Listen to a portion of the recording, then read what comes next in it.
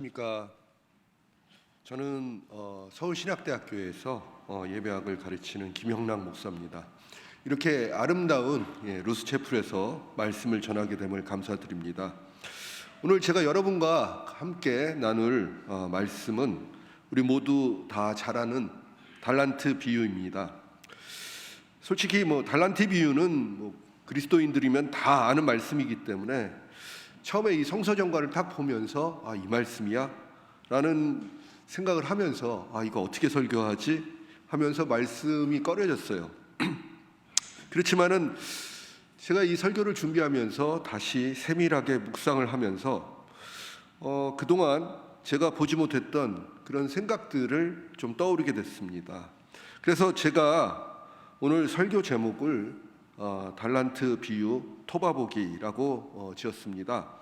토바보기라는 그 말은 우리말로 샅샅이 살펴보면서 보다라는 의미입니다.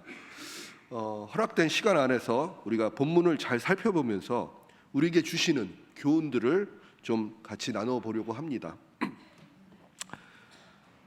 오늘 본문의 이야기는 여러분 다 아시는 얘기입니다. 어떤 주인이 일이 있어서 다른 나라로 가려고 할 때 그 소유를 각각 3명의 종에게 나누었습니다.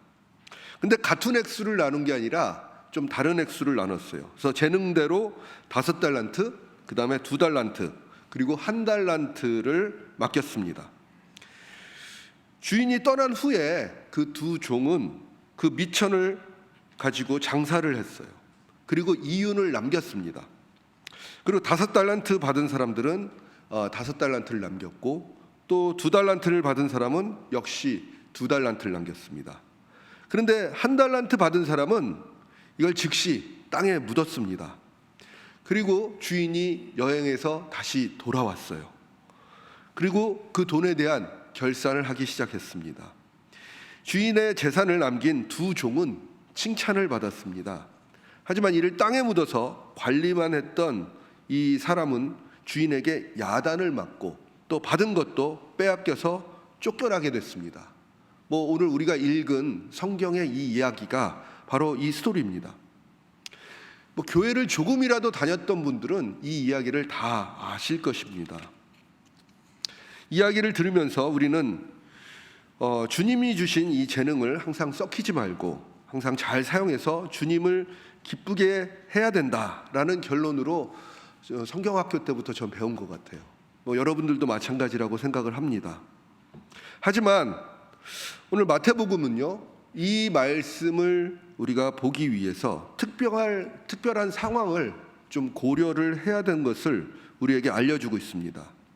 저는 본문을 좀 자세히 읽어보면서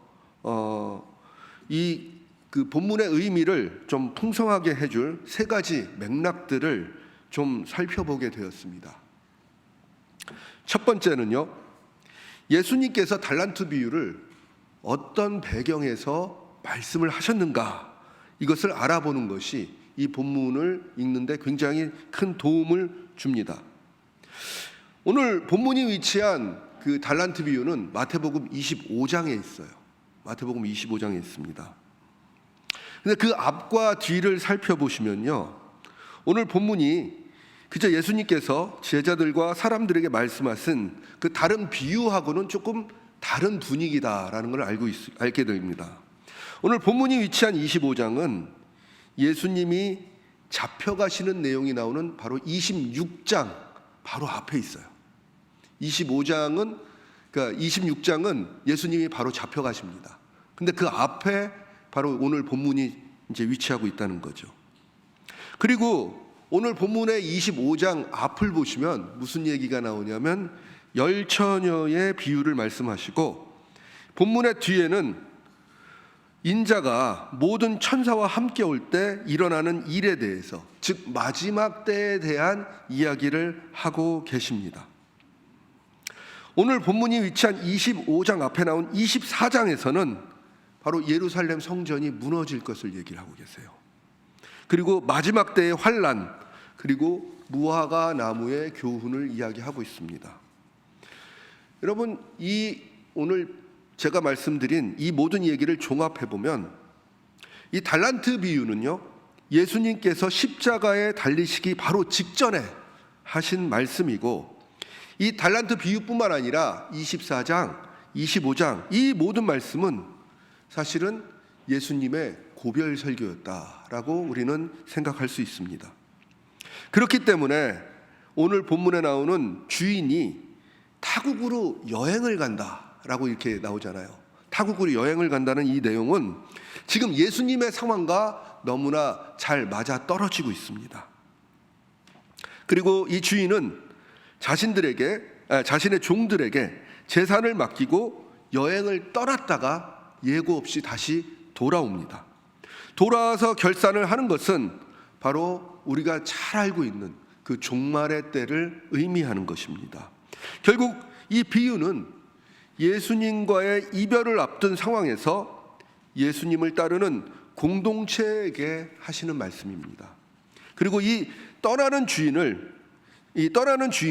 예고 없이 돌아온다는 그 상황, 즉 이 달란트 비유는 종말론적인 상황에서 이 비유를 읽어야 그 의미가 좀 더 풍성해짐을 알 수가 있습니다. 두 번째로는요, 우리가 유심히 생각해야 될 것은 바로 이 달란트의 가치가 얼마인가라는 생각입니다. 생각보다 한 달란트는요 굉장히 큰 돈이었어요. 오늘 본문에서 주인은 종들에게 재산을 맡기는데 5달란트, 2달란트, 그리고 1달란트를 각각 맡겼습니다. 제가 어렸을 때 이 본문을 읽으면서 또 이런 설교를 들으면서 궁금증이 생겼어요. 도대체 달란트는 얼마였을까? 1달란트는 얼마였을까? 이런 생각이 들었습니다. 주일학교에서 여러분 다 해본 적이 있으실지 모르겠지만 달란트 잔치를 하거든요. 그때 1달란트의 제 가치는 공책 5권이었어요. 그래서 저는 늘 1달란트가 공책 5권의 이미지를 항상 생각을 하고 있었습니다. 그런데 제가 신학 공부를 하고 나서 이 달란트라는 화폐 가치가 생각보다 굉장히 큰 돈임을 알게 됐습니다. 당시 돈의 가치로 환산한다면요, 1달란트는 6,000데나리온이었어요. 6,000데나리온.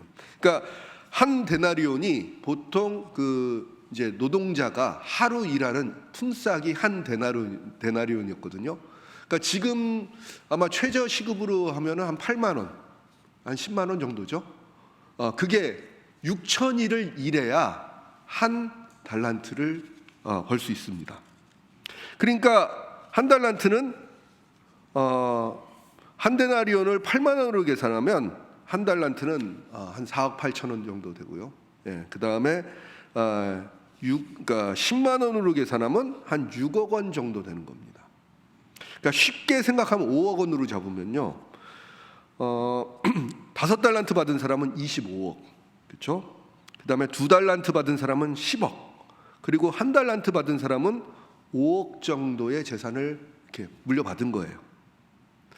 제가 이 어렸을 때 생각했던 노트 5권하고는 너무나 다른 액수입니다.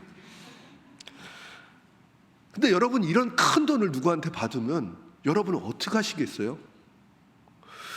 이렇게 너무나 큰 돈이기 때문에 부담이 되기도 합니다. 그래서 여러분, 잃어버릴 것이 두려워서 이렇게 땅속에 묻은 그 사람의 심정도 어느 정도는 이해가 가요. 야, 이거 내가 잘못해가지고 잃어버리면 어떡하지? 이런 생각을 했을 겁니다. 그런데 주인에게 충성한 이 두 종은 이 큰 액수를 과감하게 사용합니다. 5달란트 받은 사람들은요, 예를 들어서 안정적으로 하려면 2달란트는 딴 데다 두고 석 달란트만 투자를 해서 돈을 벌고 그렇게 할 수도 있었을 거예요. 이게 더 안정적인 투자의 방법일 수도 있었습니다. 하지만 충성된 두 종들은 자신이 받은 모든 재산을 다 사용을 했습니다. 여러분, 이 투자의 상식으로는 이렇게 하면 안 되죠. 그죠? 올인을 하면 안 되는 겁니다. 그런데 이들은 이러한 과감한 행동으로 주인에게 칭찬을 받습니다. 착하고 충성된 종이 됩니다. 그리고 안전을 생각해서 달란트를 그대로 보존한 이 종은 게으르고 악한 종이 되었습니다. 그리고 책망을 받고 그 달란트 역시 뺏기게 됩니다. 이해가 가지 않습니다. 그래도 투자의 손실을 보지도 않고 원금은 보존을 하지 않았습니까? 근데 그는 왜 야단을 맞고 쫓겨났을까요? 그리고 주인은 왜 그렇게 이익을 남기는 게 중요하다고 생각을 했을까요?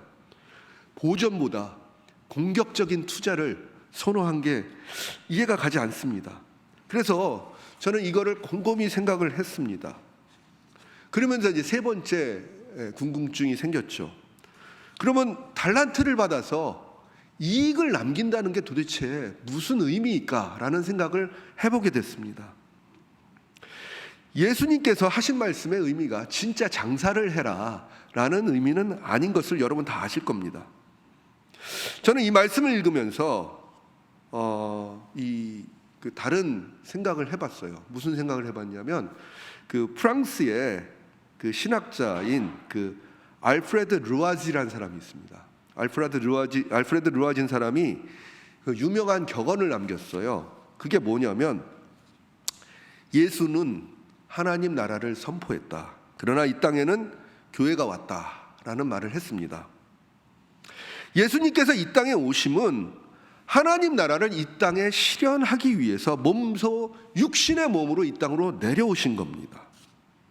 그래서 하나님의 나라, 즉 하나님께서 궁극적으로 원하시는 나라가 무엇인지를 이 땅에 있는 사람들에게 알려주시기 위해서 오셨고, 그리고 십자가의 사건으로 그것을 우리에게 보여주심으로 몸소 모범이 되신 그 놀라운 사건입니다. 그리고 그 자신을 희생하면서 하나님의 나라가 어떻게 확장이 되는지도 보여주셨습니다. 그렇습니다. 하나님의 나라는 자신을 모두 드림으로 이룬 그 사랑으로 커가는 나라입니다. 그리고 그 하나님의 나라의 확장에 대한 사명은 바로 이제 예수님을 믿는 그 공동체, 즉 교회에게 계승이 되었다는 말입니다. 그래서 예수 그리스도를 믿고 따르는 공동체, 교회는 바로 하나님 나라의 천병입니다. 그렇기 때문에 교회는 예수님께서 보여주시는 방법으로 감동을 주며 사랑을 주며 사람들을 향해, 사회를 향해 나아가야 되는 겁니다. 저는 이것이 달란트 비유의 핵심이라고 생각합니다. 앞에서도 제가 언급한 이 세 가지를 우리가 종합해 보면 이런 결론을 내릴 수 있습니다. 그 결론은 예수님께서는 제자들에게 이 비유를 말씀하시면서 종말론적인 삶을 살면서 자신의 받은 모든 것을 전적으로 내놓는 헌신으로 하나님의 나라를 향해, 그리고 하나님의 나라를 위해 사용하라는 것입니다. 종말론적인 삶을 살아본다고 생각하면은 내일이 아니라 오늘을 위해 최선을 다하는 삶입니다. 그렇기 때문에 나의 모든 것을 아낌없이 쏟아 부을 수 있는 삶입니다. 그리고 하나님 나라를 향한 최선의 삶입니다. 여러분, 이런 삶이 우리가 쉽지는 않은 것 같습니다. 그러나 교회 역사 속에서는 이러한 삶을 살아간 사람들이 있었습니다. 여러분, 이 달란트 비유를 들은 대부분의 사람들은 예수님의 제자거나 예수님의 따르던 사람들이었습니다. 여러분, 예수님의 제자들, 그리고 그 사람들 여러분 다 아시잖아요. 그 출신 배경도 낮았고 제대로 교육을 받은 사람도 많지 않았습니다. 그들은 어부였거나 세리였거나 그리고 별 볼 일 없는 직업을 가진 사람들이었습니다. 그러나 이 사람들은 순교와 핍박의 위협에도 무릅쓰고 이 땅에서 그리스도에서 시작하신 하나님 나라 운동을 전개했습니다. 배운 것도 없고 가진 것도 없었지만 하나님께서는 그들에게 주셨던 그 잠재적 능력을 그들은 유감없이 발휘해서 교회를 세우고 사람들을 섬기고 그리고 하나님 나라를 확장하는데 그 재능들을 유감없이 사용했습니다. 이들의 능력은 죽음도 두려워하지 않았습니다. 하나님의 나라는요, 그 위대한 능력을 가진 그 위대한 혈통을 지닌 사람들이 아니라 그 시대에 가장 낮고 멸시받던 사람들에 의해서 확장이 되어갔습니다. 이러한 사실은 예수님이 부르시는 제자들, 하나님께 헌신한 사람들, 이 모든 이들이 자신이 받은 달란트를 하나님 나라를 위해 사용하고 그리고 삶을 헌신한 결과입니다. 베드로, 안드레, 야고보, 바돌로메, 빌립, 도마, 마테, 베드로의 형제 야고보, 스데반, 바울, 이름만 들어도 우리의 가슴이 뛰는 예수님의 제자들과 사도들은 자신의 생명을 바치면서까지 하나님의 나라를 위해 사역했습니다. 이 이름들은 모두 순교한 사람들입니다. 이들의 노고로 기독교는 로마 제국에 급속도로 전파되었습니다. 그리고 많은 이들이 그리스도를 믿게 되었습니다. 이뿐만이 아닙니다. 우리나라에서도 개신교 선교 초기에 수많은 선교사들이 와서 교회와 학교와 병원을 세우고 이 땅을 섬겼습니다. 잘 아시는 이 학교를 세우신 언더우드 선교사님은 이 땅에서 학교와 교회를 세우고 선교하다가 그러다가 병을 얻으셔서 57세의 나이로 별세하셨습니다.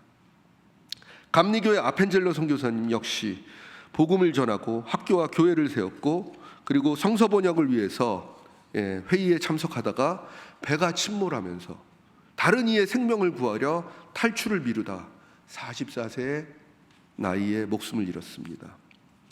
서서평으로 알려진 쉐핑 선교사님은 자신의 모든 삶을 조선이라는 땅에 바치고 이 땅에 가장 낮고 어려운 사람들, 특히 한센병자를 위해서 살다가 이 땅에서 54세의 나이에 숨을 거두셨습니다.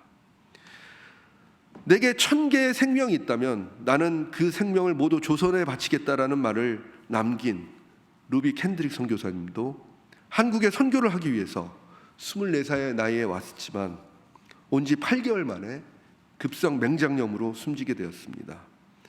그녀는 선교의 꿈을 이루지는 못했지만 부모님께 보낸 편지에 다음과 같은 내용을 썼습니다.